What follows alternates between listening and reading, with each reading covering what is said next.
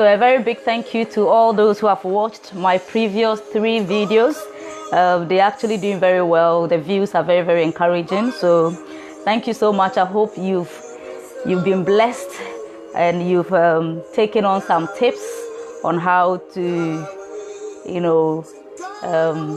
have a very good start for your courtship, especially the episode 3. I personally loved it. I had to listen to it myself, and I was very, very impressed. Some of the tips that were given, if you take it seriously, it would help you. So I'm very excited, and today I'm coming with episode 4. Okay, so today the focus is going to be some of the things that we did during our courtship and the benefit of courtship.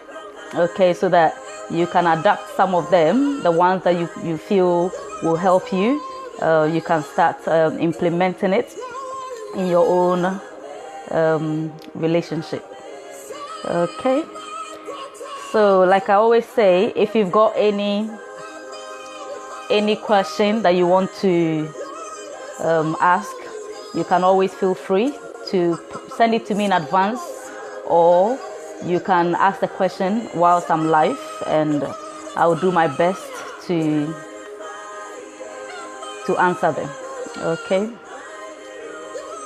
Before I go into the courtship, there were a few reports that I was getting from some of my ladies, because I've been saying that if you've got a guy around you who seems to be showing interest, but they are not saying anything, they are not telling you whether they want to marry you or not, and you are just talking, you are not very sure of what is going on, ask them what's the purpose for this friendship, okay, so that you know where you are going.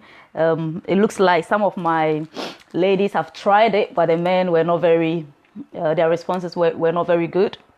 So what I would say is, if you're a lady and you are in friendship with somebody, if you personally are not interested in the guy, it's fine. If both of you are not interested in each other, you just want to be friends, that's fine, okay? But if one person is interested, it could be you, the guy, maybe you are interested in the lady, you are talking to the lady, but you don't know whether the lady likes you or not. You could try and find out from maybe some little questions. Personally, I think that for the male, if you like the lady, go ahead and propose. Yeah, if you think she suits you and she's able to help you to have a great marriage in future, you want to marry her, go ahead and propose. Okay, after you've done your homework. If you are the lady and you are interested in the guy, but you are not sure where he stands with you, then ask him. Okay, find out what's going on with this friendship. And you, the guy, once the lady has asked you, if you feel you are not interested, yeah, don't entertain the way things were. Don't keep calling the way you used to call, because she's interested, but you don't want to lead her on. Okay, if you tell her, I just want friendship, make sure that you keep to that, just friendship. Don't go extra mile to be doing things that will give her hope. Okay, so if you have to limit the amount of calls, limit it as a sign that you don't want anything more than, okay, because as I said, it can be very difficult when somebody is being led on unnecessarily. Yeah. Okay, so the purpose of today is to explain what courtship is, the importance of courtship, and then some of the things that I did with my husband, and which I believe would help you. That's if you want to take it on board. You can also create your own things, because we are different people. What works for me may not work for you. But sometimes we tend to think that courtship is just for us to talk and talk and talk and talk. Yes, it's important for you to talk, but then what are you talking about? Okay, so it's very important that we make use of the courtship period because there is a purpose for it. Yeah. So courtship to me is the period whereby a man and a woman who are in a romantic relationship get to build a deeper relationship with each other by getting to know themselves more. Because if you were friends, somehow you already know yourself to some extent. But the courtship period is for you to get to know each other even on a deeper level. Okay. And it is during this time that you are able to decide whether you want to spend the rest of your life with him or her in marriage. Because as we know, not every relationship leads to marriage. Okay, some people can be in a relationship for 5 years. Maybe when they start courting, they realize that there are things that they are beginning to get to know about a person. They are not too comfortable with that, and they don't want to marry the person anymore, so they can break up the relationship. This is why, as a lady, I've always said that relationship is not marriage. So if you are in a relationship and you're already sleeping, you're having sex with the person, you are cooking for the person, you are doing everything for the person, it is not a guarantee that they are going to marry you. So one day they can wake up and tell you, I'm sorry, I'm no longer going to marry you. And then you've already lost. You've lost your virginity, you've lost your dignity and all of that. So we need to be very careful how we behave in a relationship, because it could end. Yeah, even some marriages are ending. So how much more relationship? Okay, so the courtship time is actually the time that you decide that, based on all that we've discussed, based on all that I've seen about you, I believe that you are the right person for me to get married to. Okay, so it is very important that you discuss anything and everything you need to know about each other. So courtship is not a time for sex. It is not a time for partying with each other. You go to every party, wasting money. It is not a time for that. It is not a time that you want to pretend or try to impress each other in a way that is not who you are. Okay, because at the end of the day, you want the person to know you better, to know the real you, so that when they marry you, they know what they are marrying. Okay, so you don't have to deceive them. Deceiving the person is actually going to end up badly later on in the marriage, because you can't pretend for too long. You can't pretend for too long. So be real, be yourself, and if there's anything you're not happy with, that is the time you express it and you let the person know, this is what I'm expecting that we would have in our marriage. So you get to know each other more, and then you decide. If during the courtship you feel the person is not right for you, you are free to break up with the person. Okay, so this is the foundation for me, knowing the importance, what courtship is and the importance of it. Okay, so one of the things that you realize that would happen more in courtship is the amount of time you talk. You may be on the phone almost throughout the day, morning, afternoon, evening, depending on your schedule. And most times people do not really know much what to do during the courtship. So there are some people, anytime they meet, the only thing they feel comfortable to do is to have sex. So anytime they meet, it's sex. So you realize that you are spending all your courtship time having sex and not really learning anything about each other. And as I said before, it is not for sex, because immediately you start having sex, you would be blinded. There are certain things that he would do you can't say, or she would do you can't say. You may not even see, because your emotions are now so much into it and you are refusing to see the things that you need to see. So avoid sex as much as possible. Avoid it and focus on building a deeper friendship, a deeper relationship with each other. So the first thing that we did was after we were introduced to the church. We now had a license, basically, to feel free to walk with each other, to go places together without feeling like somebody is watching and thinking, what are they doing together? Because it was now obvious that we are in a relationship. So it was more comfortable for us to do things together. And I mentioned that throughout the friendship, I never visited him. Okay, there was never this secret meetup or let me go to his house, let him come to my house. No, we had time that we spoke. We sat in the car. Most times after church, we sit in the car. He would ask me about Swal, if I need any help with encouragement. Most of the time, we will do that, and then we sit in the car and talk. But I never visited him. However, after we were introduced, we put a rota together, if I should call it that way. So what we did was we had a plan that every week, if he visits me this week at home, I will visit him the next week. So it means that every other week, I don't know if it makes sense. Yeah.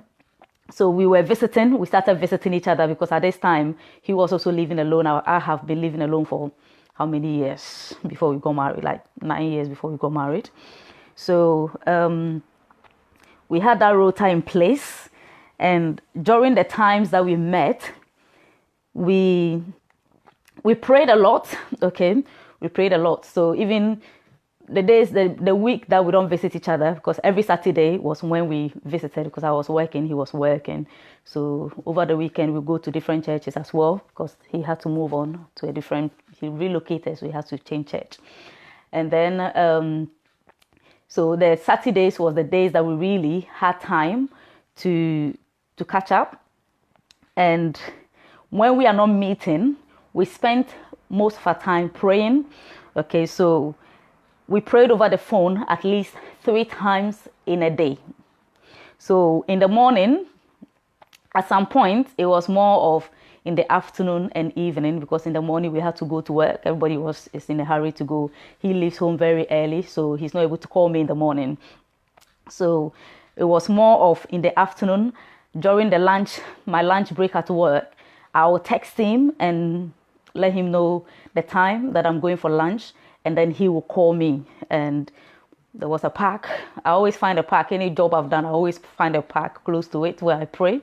So I'll go out, and then we pray over the phone, maybe 10 minutes, sometimes 30 minutes on the phone in the afternoon. And then in the evening, before we sleep, he will call, and then we'll pray.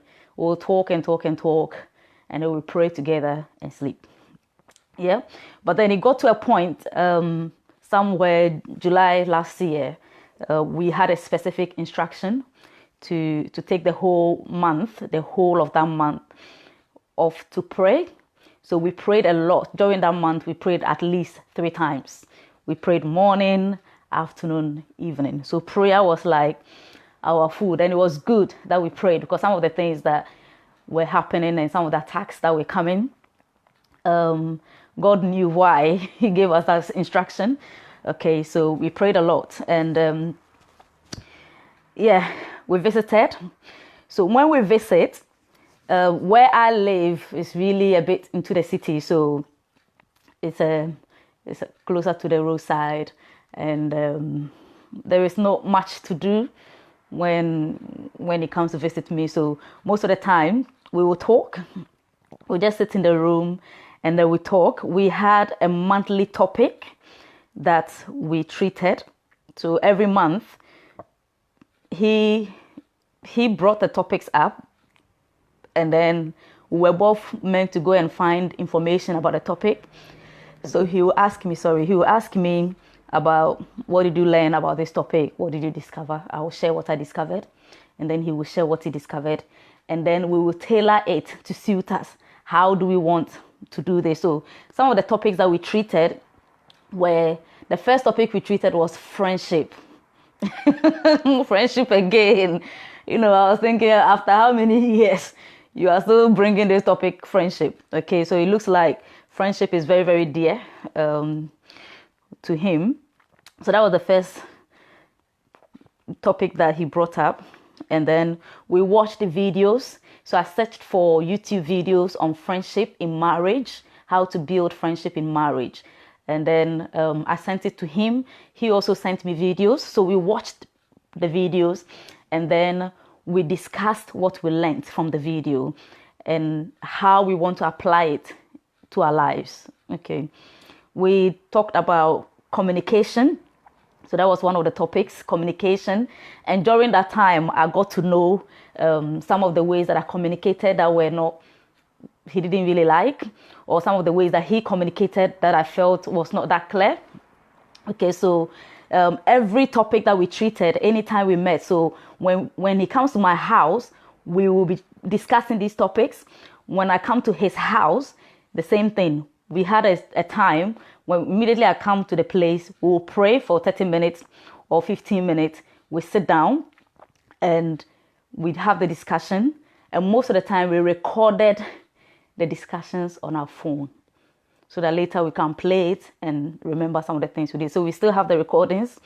So during the communication, I got to know some of my, when you are a CEO, it's not the same as when you are married, because there are certain things that you can do because of your role, and there is a way I can treat my coordinators and want things to be done, because it's a job, it's a ministry, it's a business, let me put it that way, that we are doing. So we have to be up to the task.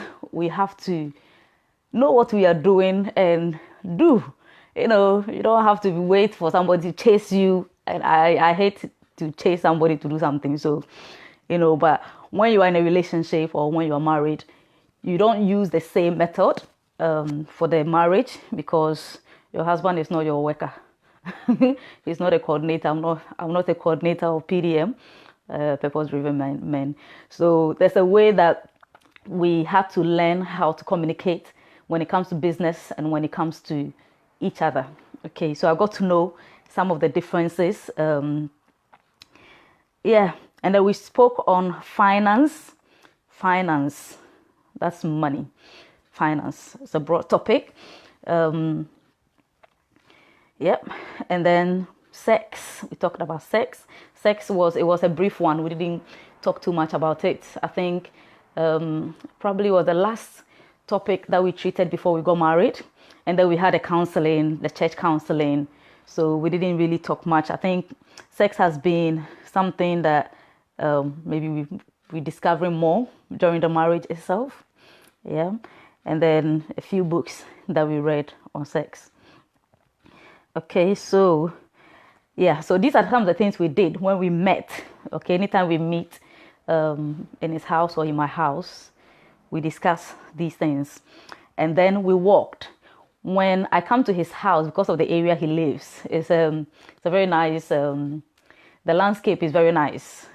And they've got a few hills and a few nice places. So when I come, he just takes me through the area so that I get to know the place. And the first time we walked, it was, I've never walked that much. It's like almost 3 hours. 3 hours walk. At a point, we even got lost because he was also discovering the area. We got lost, so you can imagine you have to find your way out. And it was just, when we got back, my legs were all swollen. So we did a lot of walking. Anytime I came to his place, it was one of the agenda. After we pray, we do our discussion, we record it, we go out and walk, and then we come back, and then, we eat, and I come back to my house. Sometimes if I drove to his place, then I'll drive back. If not, he will drop me, or I'll go on the bus. And I didn't like going on the bus because it was far from where I was on the bus. So what else did we do? Okay. And then we spoke with our families. So he had a meeting with his family to get to establish patterns in his family. Because some of us, there are some patterns in our families that we may not be aware, of. There are some families that nobody get married, or people get married but they divorce, or people never get married but they have children.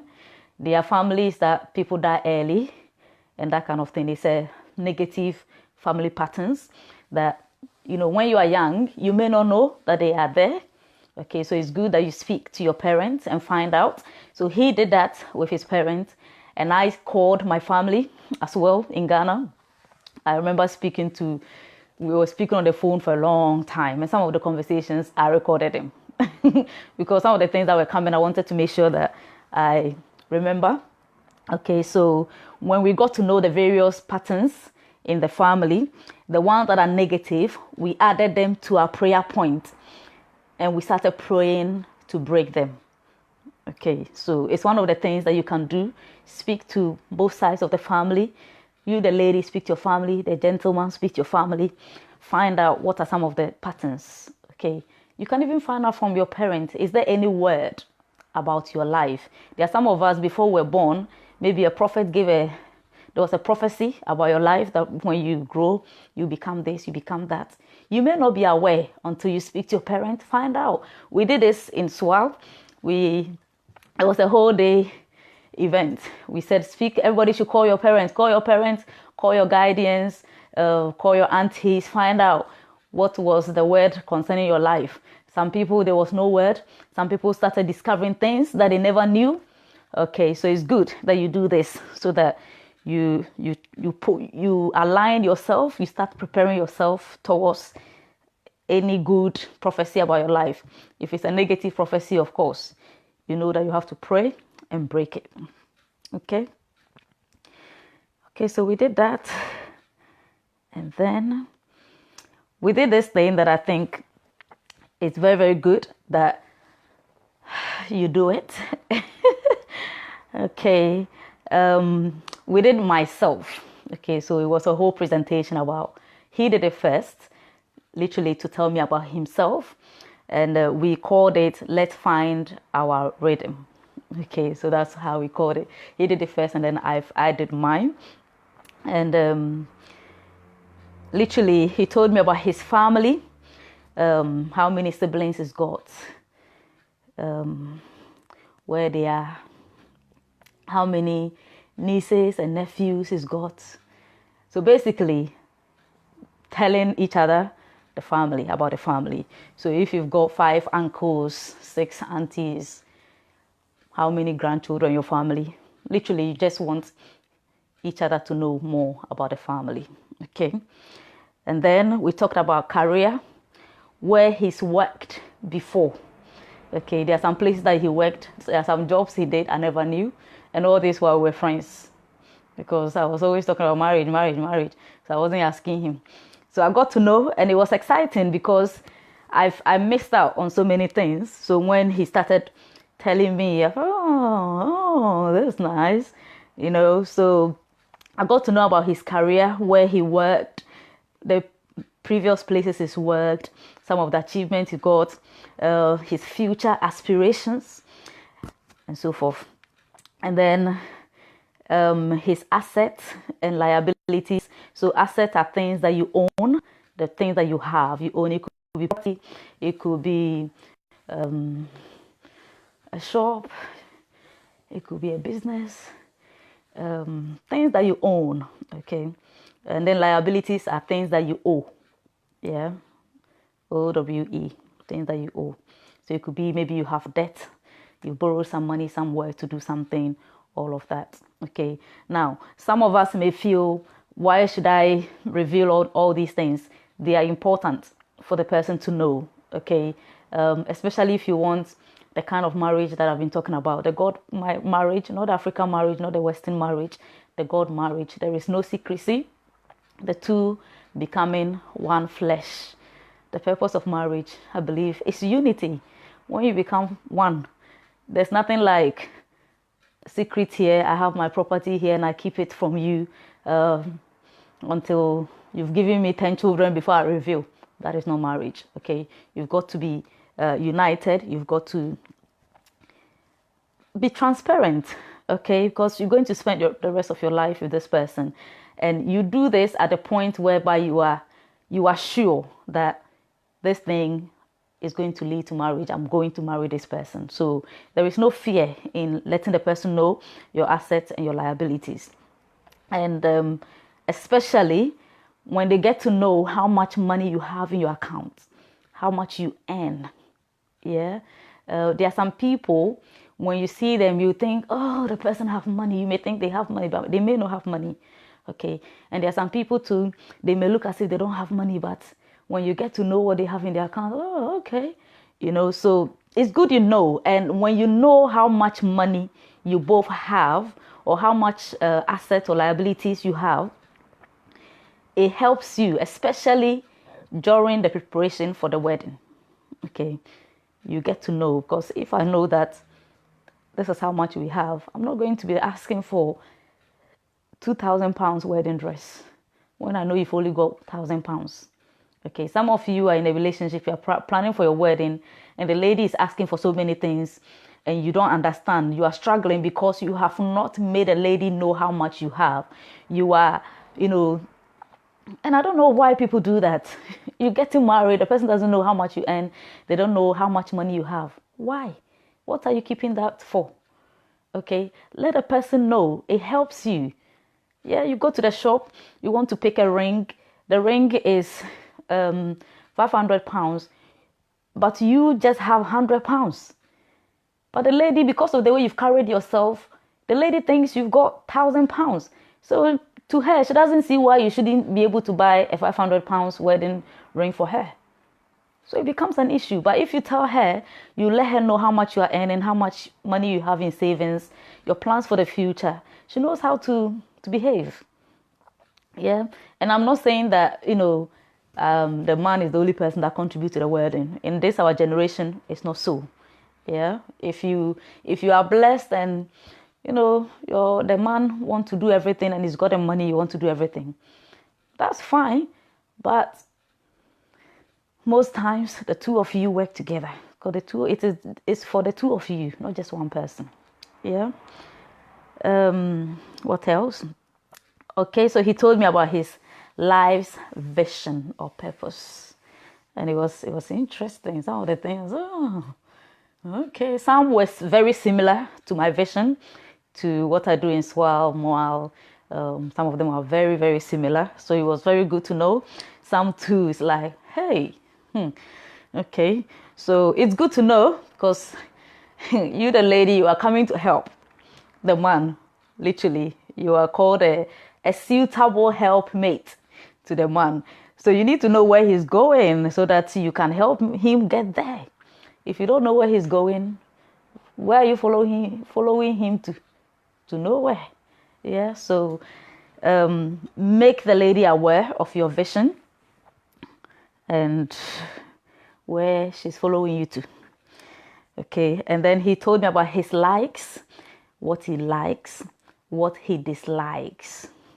Okay, some of the things were eye-opening. I said, okay, I'm just listening. Okay, and he presented it such a way that I can see everything, because it was a presentation, PowerPoint presentation. You don't have to do a PowerPoint presentation. You can write it down.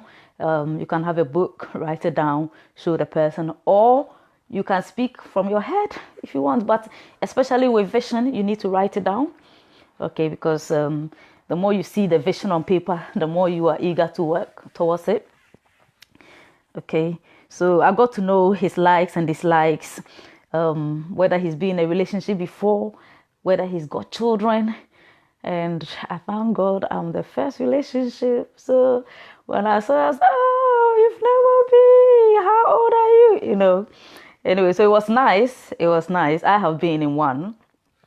Okay, and then I got to know there's no other children anywhere. I said, okay, if you've got children, let him or her know. Okay, I think I'll do a whole teaching on those who have children, because sometimes when you are single and you have children, you could feel like nobody will marry you. It is not true. Okay, most of the time people don't want to marry somebody who already have a child for so many reasons.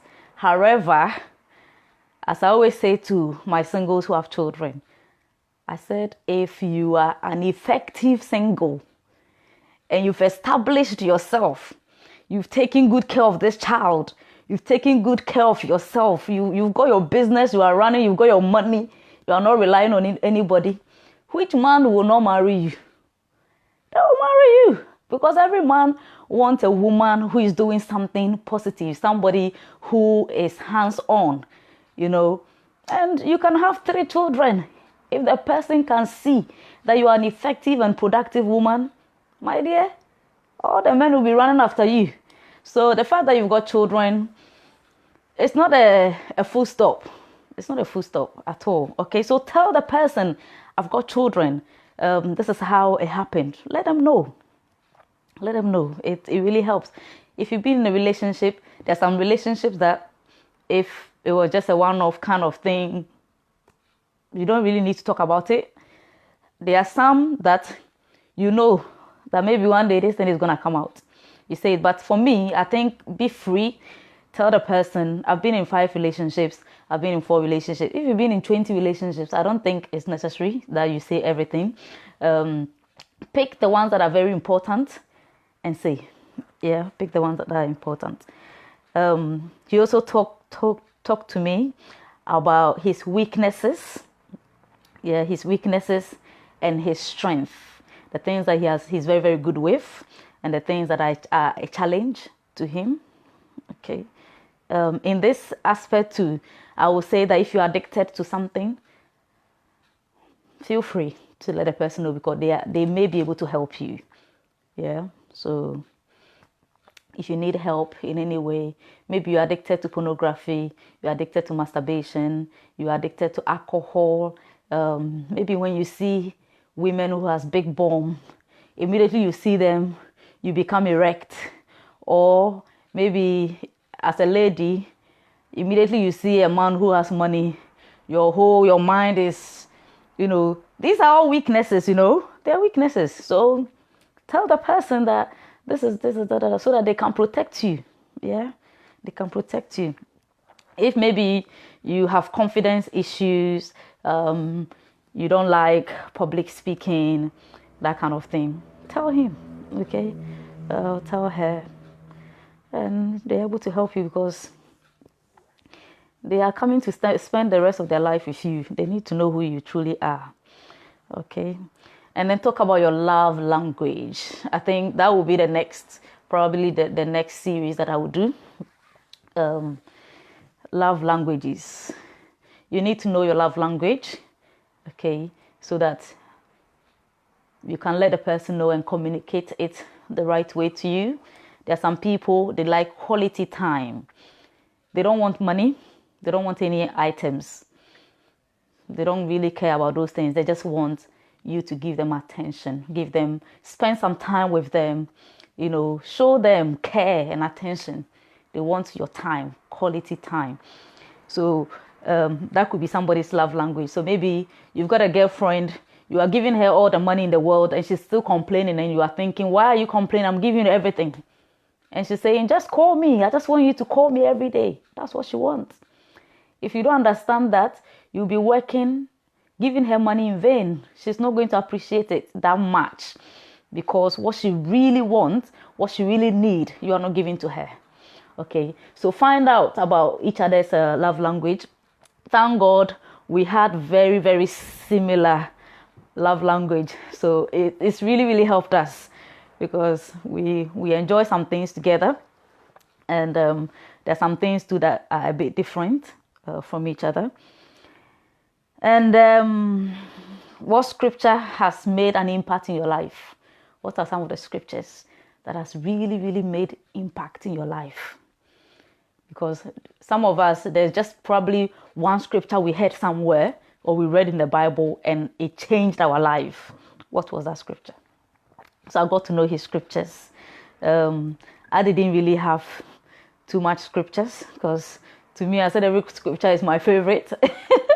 Okay, but some of the scriptures that I had that really changed me was in the area of purpose. So I shared mine with him as well. and then what he likes about me. What he likes about me. And some of the things, oh, so all these years, okay, right. And then why he wants to marry me. And I think this is so important. You need to understand. Why is it that out of all the women that he's met before, he chose you? So the men, you need to be able to put this together. And it's not all about the physical. Some of us, the only reason why we want to marry somebody is because they are beautiful. What about if that beauty should fade right now? Because they've got big bum. Because they've got nice legs. What about if something should happen and that leg is cut off? Would you still love the person? Yeah. So find true qualities, things that, last, and admire those things in the person. Because all this physical, the physical is important. I'm not trying to underestimate it. It's very important, because if you're not attracted to somebody, that can also cause issues. So it's important, but don't dwell too much on that. So get to know, why do you want to marry me? Why do you want to marry her? Yeah. What makes her different from all the other women? Why? Why did you choose? Yeah. And it's amazing. I've always been asking my husband that, what are some of the things that you, when you were younger, or, in your preparation for marriage, you've always prayed that, God, I want my wife to be like this. And most of the time he told me that he has actually been spending time praying for himself, because he really wanted to be a certain kind of husband or a certain kind of man. And he's been praying, he spent more time praying for himself. But there was one thing he prayed that he wants in his wife, and that is a prayerful woman. And here I am, by the grace of God, one of my strongest, or my strength, is prayer. And it's amazing. He didn't ask for so many things, just that. And he got it. And then other reasons which made me feel good. Yeah, so it's good to know, honestly. It's good to know. And then his expectations of me, or how he wants me to help him. Because don't forget, as a woman, you are a helpmate to your husband. So how do you want her to help you? What is help to you? What is help? There are some people, help to them means that you are cooking all their food. That's help. They don't need anything else from you. They just want you to cook their food, and they feel like, oh, my wife is helping me. There are some people, they feel like you have to work and bring in some money, and that is a sign that you are helping them. Okay, there are some people, they want sex. They want you to be available for sex. And once you're able to do that for them as a wife, to them, it's help. You are helping them. As a lady, don't assume that everything that you are doing is helpful to your husband. You need to ask him, what is help to you? What are some of the things that when I do, you feel like you are being helped? Recently, we had an outing, and when we went out, I was asking him, I said, what are some of the ways that I have helped you so far? And he started mentioning some of the ways. And to me, it's very important, because you don't just because you are married, because you are leaving the house and you are cooking and you are doing all those things. It means that he feels help. No, he may not feel helped through that. Maybe there are certain things that he wants you to do. There are some people, they want you to further your education, because they feel like when you do that, it will help. Yeah, so find out. Yeah. And then life philosophies. So his beliefs about life. My husband is a type that believes that an ant can eat an elephant. Anytime he says it, he's so serious. Peace. An ant can eat an elephant if they want to. So literally he's got this positive mindset about life, that there is always a way. There is always a way. There is some of his beliefs that he's even on our wall right now. He says, if I can think it, I can become it. I can have it. If I can faith it, God will manifest it. If I can pray it, I will have the answer. If I give, I will lack nothing. If I put him first, all others shall be added to me, having access to all. So these are some of his life beliefs. It's just there. Okay, which is very, very impressive. And it's good that you know. So he did all this and even more. Some of the things, it's not really the things that you really need to know are the ones that I'm putting here. I also had to go away and do the same. Told him why I like him, why I would like to marry him, my strength, my weaknesses, things that I don't like to do. I don't like ironing, even though I would iron everything. I iron everything, but I just don't like it. It's not something that I really like to do. So when he irons, I'm like, thank you, Jesus. So seriously, it's like, I don't like ironing. So I made it clear, I don't like ironing, no. So please help me. Okay, so those are some of the things. And it's amazing how, marriage doesn't change you too much. That's why it can have some influence on you. You can pick on good things, and sometimes you can pick on bad things as well. But generally, who you are is who you are.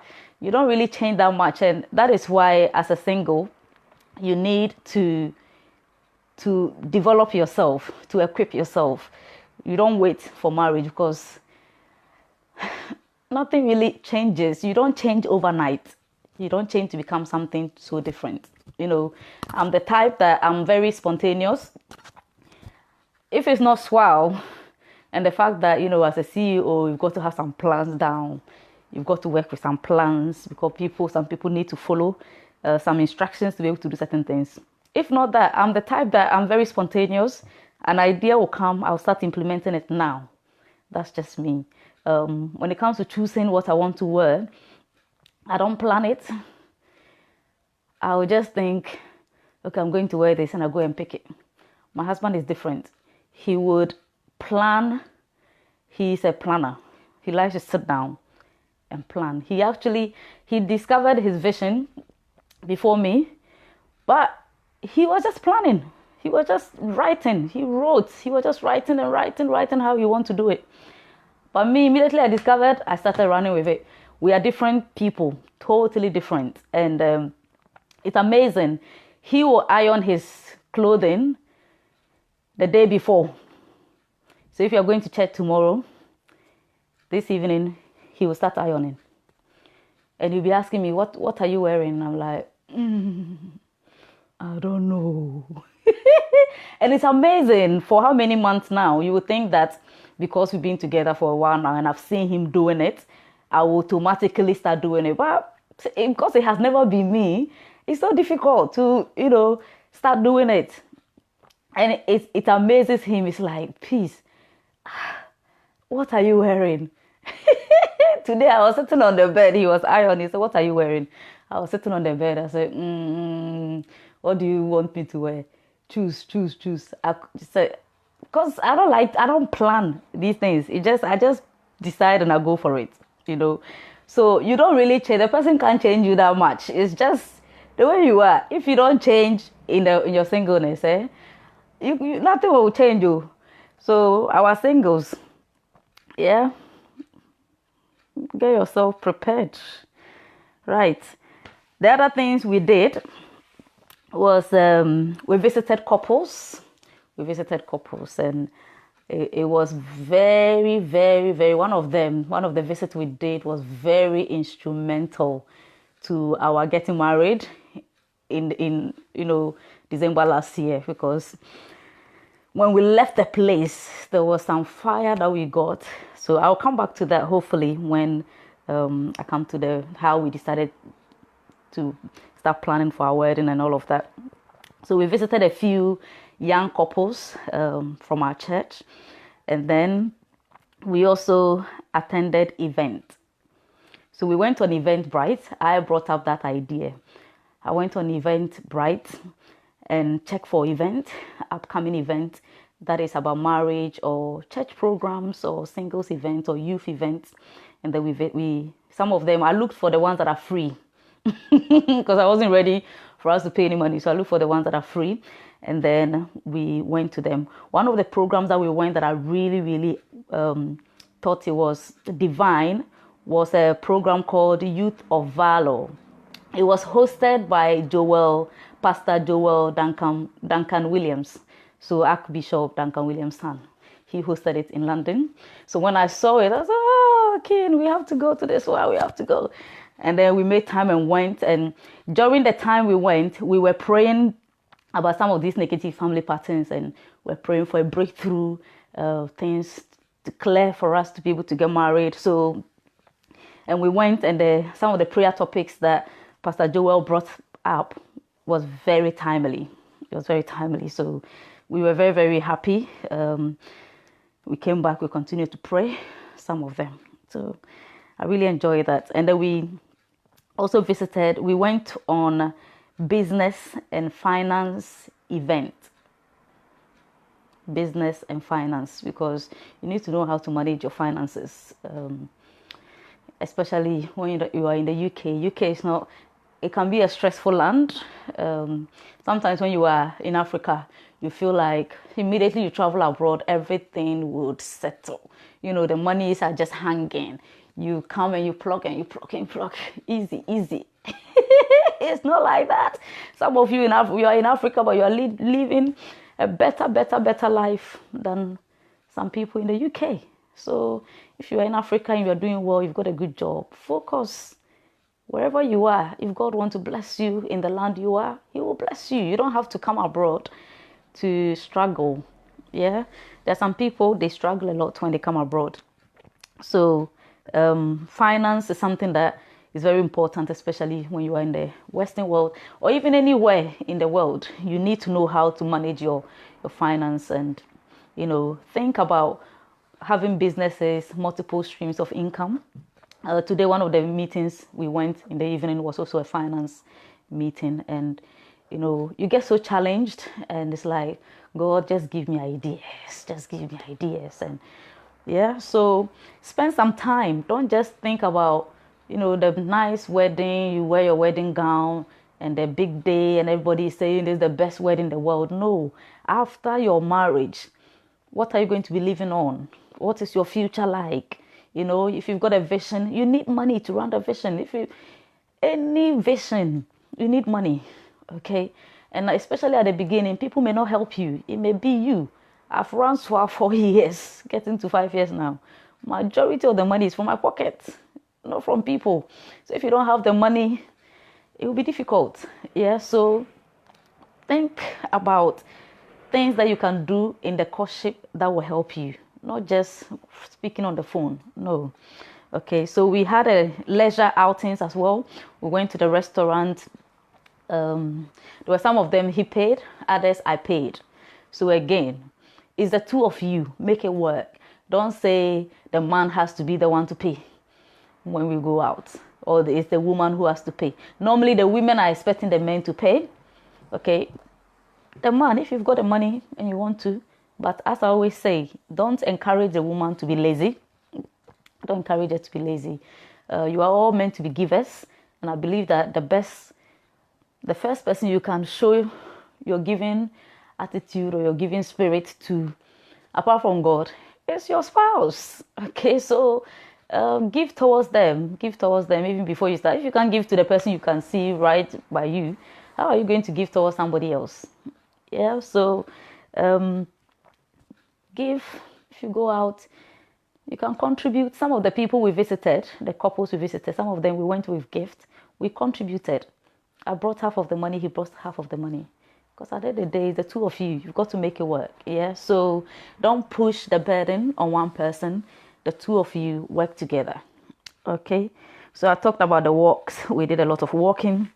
And then one thing that we did that later on I started regretting was ice cream. We ate a lot of ice cream. I was telling him that I don't think I've eaten a lot of ice cream like the way I did during our courtship. We were just, every time it was just ice cream. We just go and buy a whole bowl of it, and we'll eat it. Oof. And then you start seeing cheeks increasing and tummy becoming big. Yeah, so at the moment, no ice cream. No, it's one of the things we didn't enter into the marriage with. And thank God, by the time we got married, it was winter. So it was very cold. So ice cream cannot even come into the picture. Yeah, and then, yeah, we did a lot of eating as well. So these ones are not really, I got to know that he can cook.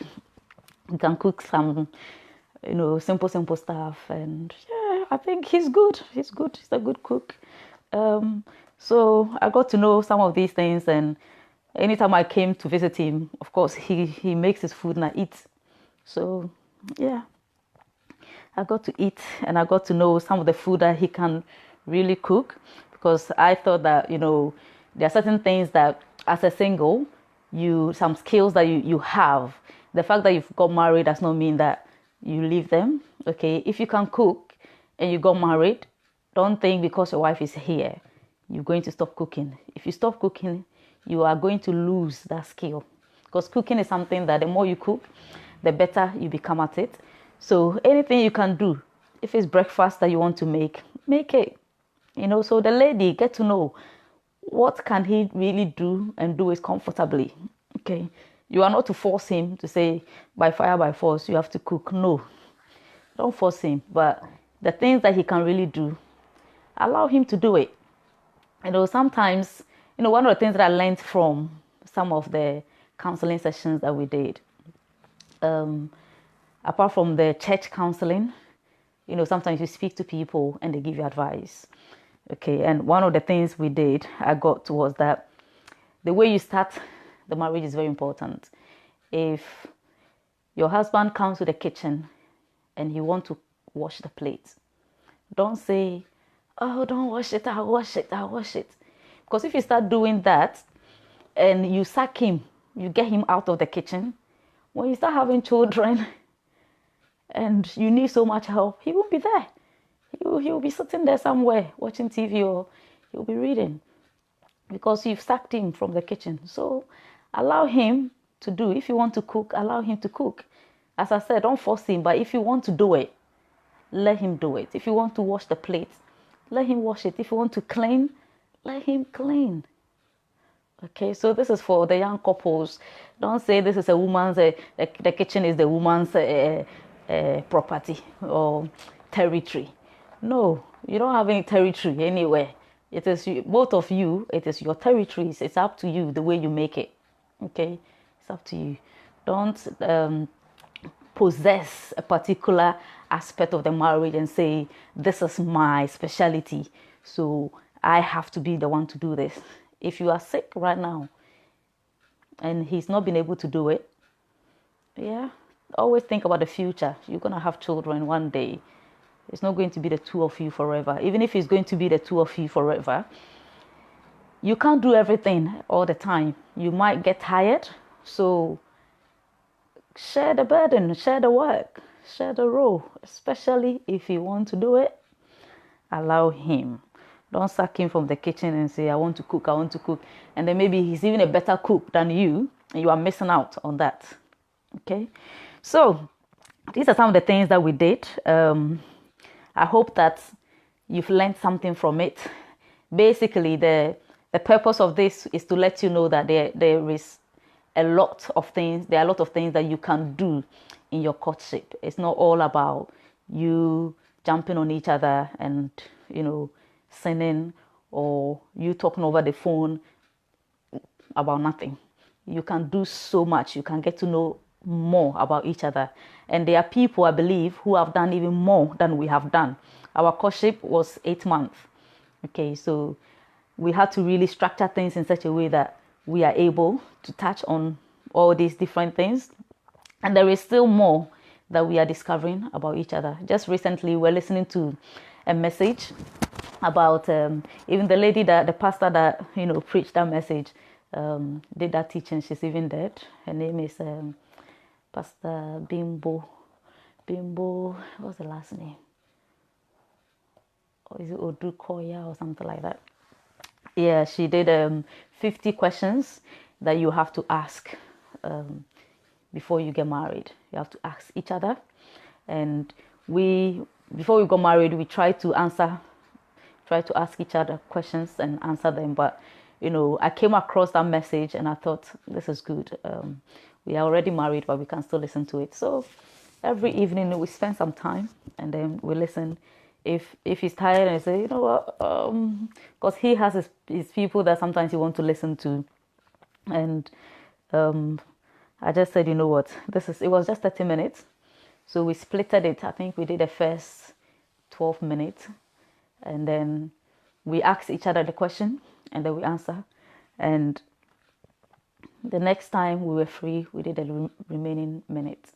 Okay, so you never stop learning, even though you're married. You never stop learning. Go on YouTube. There are a lot of teachings on marriage. Just type in marriage seminars or marriage, Christian marriage. There are so many teachings out there. There are so many books that you can learn, you can read. So don't get stuck and don't think you've arrived. Okay, keep learning until the day you die, basically. Yeah. So these are some of the things that we've done. You can adapt some of them if you think they will help you. Our journey is not the same. Your journey is not the same as mine. There are things that will benefit me, that will not benefit you. So it's up to you, the two of you, to sit down and think about the areas that you feel are short, the areas you think you don't know much about each other. Try and focus on those areas and don't be shy to ask any question and answer the questions. Don't be immature. There are some people that they are scared of questions. They're scared of questions, and I've seen this especially in guys. Sometimes people will send me a WhatsApp, Facebook message, and I'll ask them a question and they're upset. Somebody will say, I miss you. I say, okay, why do you miss me? They're upset. They can't answer. They run away. You miss somebody, you don't know why you miss the person. And some of us are like that. The lady is asking you a question, you are scared or you don't think you should answer. Well, if you want a good marriage, you've got to be open because communication is key. If you can't answer questions, if you don't want to express your heart for the person to know who you truly are, there's going to be a problem. So please, let's talk. When you hear communication, that's all they mean, talk.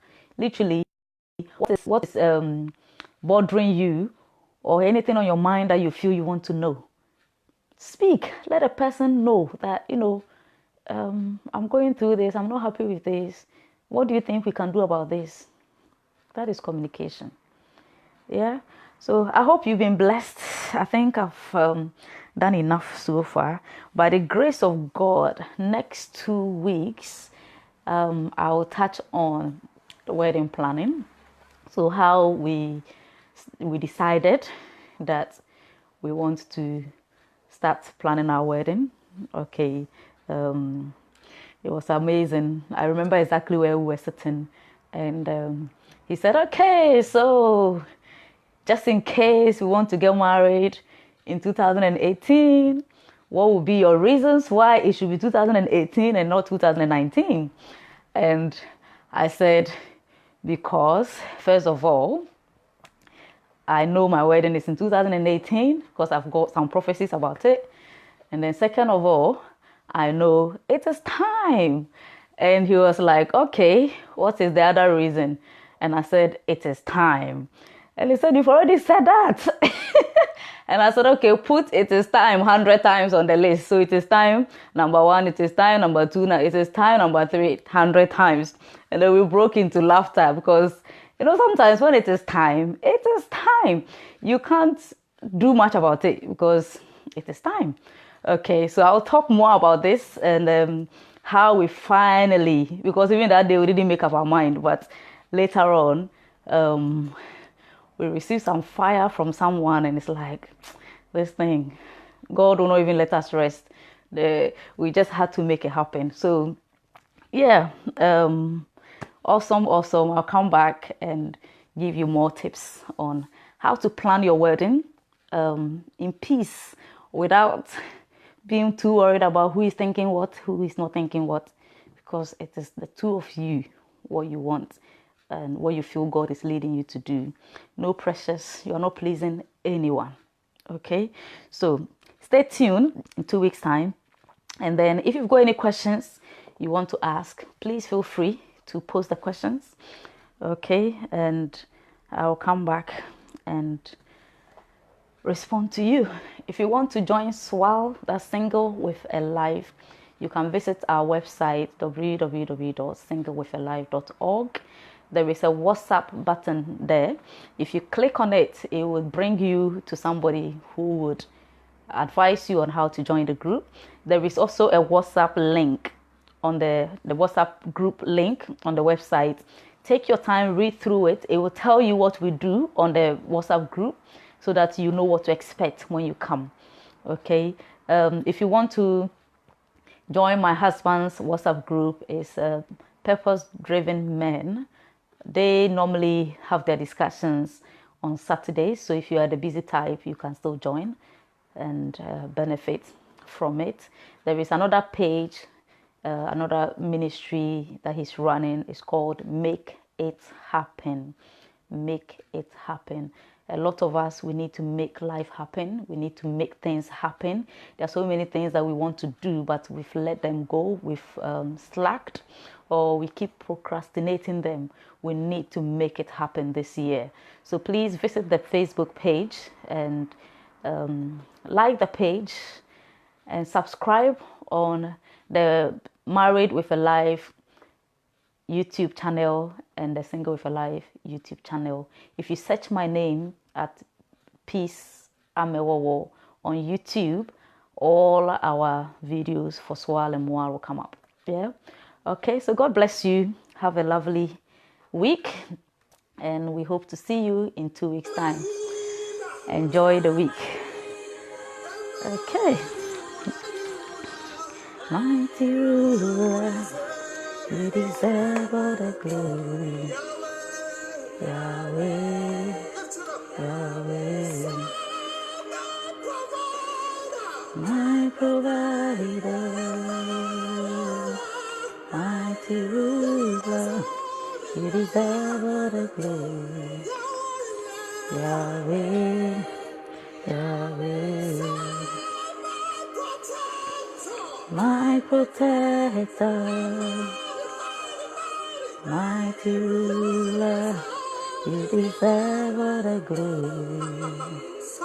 Yahweh, Yahweh,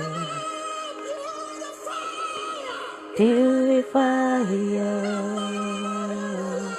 mighty ruler, you deserve all the glory. Yahweh, Yahweh, you're my helper, mighty ruler, you deserve all the glory. Yahweh, Yahweh, you deserve all the glory. Yahweh, Yahweh, you deserve all the glory. Yahweh, all the worship, all the glory, all the honor, all the worship, all the glory.